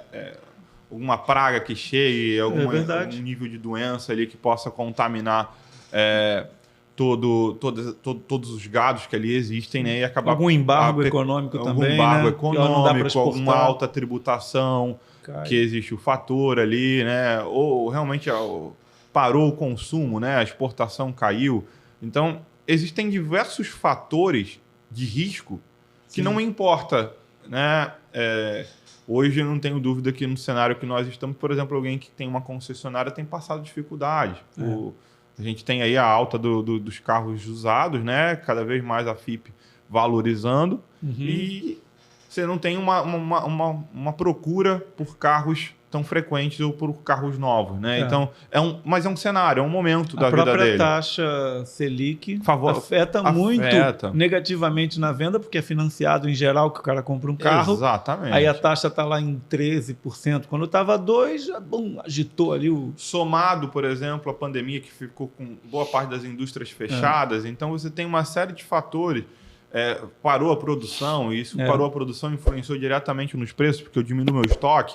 Então, assim, se eu for diversificar fazer todo ponto, existem muitos fatores de risco que vão envolver e diversificar é fundamental. Então, claro que alguém que é menos propenso à mudança, né, mais resistente, ele vai precisar de um trabalho mais de longo prazo. Vou ter que sentar, conversar com ele. Existe não vai ser numa primeira reunião, existe. Tem uma catequese aí que tem que... Não vai ser numa primeira reunião que eu vou converter esse cliente, mas provavelmente na segunda, na terceira, ele já vai entender que faz sentido ele ter uma posição dentro do mercado financeiro. Nem que seja para proteção. Porque aí entra, falando do agro, né? Eu tenho como, dentro do mercado financeiro, instrumentos de blindagem para... seja uma safra, por exemplo, de soja, seja gado, eu tenho contratos no mercado financeiro que possibilitam a blindagem daquele... Se ele tem um prejuízo, por exemplo, deu problema na safra de soja e ele não vai conseguir entregar, ele teve um prejuízo naquilo. No mercado financeiro eu faço uma proteção que ele tem lucro no mercado financeiro contra... É como se fosse um seguro, tá? Não tem como... Senão eu vou acabar sendo muito técnico, mas é um seguro. Eu consigo fazer um seguro dentro do mercado financeiro. Como naquele filme da Grande Apostas, que tinha isso, né? Era um seguro que eles fizeram apostando na queda do... Exato, bem parecidos, só que isso é mais no mercado internacional. Quando eu venho aqui para o mercado brasileiro, eu consigo fazer esse seguro dentro do agronegócio com muita facilidade. Bacana, bacana. Então... Você está se posicionando, né? A Aware está se posicionando na questão comercial, na questão de se aproximar das pessoas, oferecendo escritórios presenciais. Eu até vi que, por exemplo, se eu viajar lá para Lisboa e quiser usar um escritório para uma reunião na Aware... Sendo nosso cliente, você pode, ser cliente, olha, pode usar nossa sala de reunião, nossa estrutura para receber alguém. Com certeza. Tem essa gentileza, não sei se aqui também, no Rio, na verdade, em outros lugares. A nossa casa também é deles, né? Ter essa gentileza. Tem que entrar no nosso isso. escritório e se sentir em casa. Ali é a casa dele. Entendi. Nossa casa, né? Isso acaba te diferenciando desse mercado que a pessoa vai ali pela internet, não vê a cara de ninguém, né? Exatamente. Eu acho que o fato de ter ali uma estrutura física, um comercial físico, pessoas que falam com pessoas, né? Então faz total sentido. Não descartando também as mídias sociais, a gente também faz trabalho digitalmente, né? Atua e tem tido ali um trabalho de prospecção nessas mídias, eu até acho que faz total sentido também. Mas o tato a tato, o contato é fundamental. E o cliente acaba te descobrindo muito por recomendação? São clientes satisfeitos que vão recomendando? Ou tem outra forma de captação que você consegue chegar? São através dos comerciais contratados que já possuem carteira ou têm uma rede de relacionamento. Às vezes ele nem é do mercado financeiro, né? Mas é o mesmo por exemplo, um empresário de futebol. Às vezes ele tem ali um contato e ele faz a gestão da carreira daquele profissional. Só que aquele profissional precisa de gestão de patrimônio. Então eu fecho uma parceria com ele e eu assumo a gestão de patrimônio dos jogadores que ele faz a gestão da carreira. Isso é legal, hein? Porque jogador, né? Tem muitos aí, histórias como Garrincha da vida, que acaba morrendo pobre, miserável. E faltou ali, talvez, alguém do lado que entendesse. São artistas. Para dar esse suporte. Para dar esse suporte. Ele não conhece, ele e tá aí eu acho que cru. isso é um grande diferencial nosso. Como eu tenho uma gestora nacional e uma gestora offshore, eu atendo o jogador tanto lá fora quanto aqui. Então, ele não vai falar, por exemplo, de investimentos offshore, né, com um profissional lá fora que ele não conhece, que ele não entende, e aqui ele está distribuído eu tô com parte eu converso com o gerente A, parte eu converso com o assessor B, parte eu converso com o gerente C. Não, eu consigo gerenciar em todas as instituições, entra um pouquinho da minha independência, eu não visto bandeira, então eu gerencio o meu cliente na instituição A, na instituição B, na instituição C. Eu tenho uma gestora offshore, então eu atendo o meu cliente lá fora também. Então, por exemplo, um jogador de futebol faz total sentido. Ele fala com uma pessoa e gerencia o patrimônio dele em qualquer instituição. Às vezes, recebeu um convite, foi jogar lá na Espanha, a gente atende ele lá. Foi jogar nos Estados Unidos, a gente atende ele lá. A gente abre uma conta offshore, ele tem todo o apoio e assessoria financeira. Isso é um diferencial legal, né? Você ter esse nível, essa proximidade com esse teu cliente, porque ele já é uma estrela em geral, ele está ali, às vezes, o que muita gente junta a vida toda, ele ganha num mês. Exatamente. Trabalhando ali com futebol, ou ele é cantor de funk, ou ele é, seja lá, o mercado que... Falei funk aqui, porque sei lá o que me veio, mas sertanejo, pode ser música de verdade, não é só funk. Tem patrimônio, precisa de gestão, porque o cara, às vezes, a carreira dá isso, né? Muita gente tem que aproveitar. A UER tá aqui. O atleta tem isso, cara. Ele dá uma subida na carreira. E ele, quando ele se conscientiza, ele sabe que aquilo ali vai afundar em 10 anos. Que a carreira de um atleta não dura muito. A gente vê aí, às vezes, como é que chama? O Fred, né? Que jogou no Fluminense. Não sei onde o Fred está jogando agora, se é que está jogando. Mas tem uns que duram, igual o Júnior do Flamengo, que durou até 50 e tantos anos jogando na areia. Mas a maioria, aos 30 e poucos, tem que parar. Exatamente. E às vezes ele está se acostumando com aquela renda que ele acha que é renda, né? Que na verdade ele está ganhando ali dos contratos que ele tem, e ele está se acostumando com aqueles 10 milhões por mês, com aqueles 20 milhões por mês, e ele gasta 15, e aí ele não tem essa visão de que, pô, ele tem que preparar um fundo que vai sustentá-lo. Naquele livro Pai Rico, Pai Pobre... ele vai diversificando. Eu investo num negócio X... Negócios de risco. E ele não tem noção, não tem alguém ali que dê o suporte para ele. Qualquer cunhado que se aproxime dele vai pedir, investe aqui que vai dar certo. Né? Aí ele bota lá um dinheiro e aí vai perdendo, né? Muitas vezes tem isso. Eu acho que tem dois pontos ali. Além da gestão do patrimônio, depois que completou. Porque terminou a carreira ali com os seus 33, 34 anos. Sim. É muito novo ainda. Tem um mercado pela frente. Alguns vão virar empresários de outros atletas ou vão virar treinadores de times, mas nem todos vão ter essa linha. Às vezes é melhor que ele saia um pouquinho daquele meio ali e que ele diga, olha, agora o que eu tive... Alguns vão investir em dezenas de imóveis e vão viver de aluguéis. Exatamente. Não deixa de ser uma renda. Não é das melhores, não é das mais bem pagas.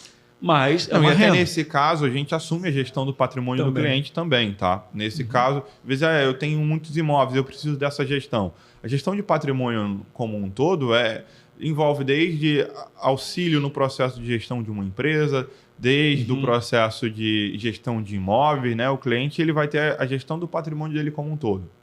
Isso eu acho um grande diferencial nosso da UER. Bacana, Redivo. Gostei bastante da gente bater esse papo aí, conhecer esse teu histórico. Gabriel nos deu uma aula aqui espetacular, representou com propriedade a UER aqui. Em nome da UER, eu agradeço o convite de vocês, Marcelo. Foi muito maravilhoso esse bate-papo, estar com vocês aqui. Bacana. Muito obrigado aí. Espero que a gente converse sobre outros assuntos, né? Que a gente converse ainda sobre algumas novidades da empresa. É bacana estar vendo aí a empresa já se expandir geograficamente para vários lugares do Brasil. Com certeza, com certeza. Um grande gosto. E muito obrigado também, em nosso nome aqui, obrigado à UER pelo patrocínio ao nosso podcast, pelo apoio desde da primeira edição. Estão aqui as nossas canequinhas da UER brindando aqui nosso podcast desde o início.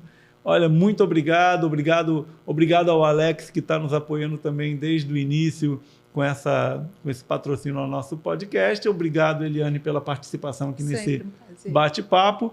E para todo mundo que acompanha a gente, semanalmente, toda terça-feira, nós temos um nosso episódio novo publicado no canal do YouTube. Basta você se inscrever aqui abaixo e com isso você vai ser notificado. Lembrando que o Pepcast fica no canal do Marcelo Pepe. Vai lá e se inscreve, ativa o sininho, galera. Muito bem. O papo toda semana é um papo muito divertido, assim como foi com o Gabriel. Muito aprendizado e muito joinha. Até a próxima edição. Grande abraço.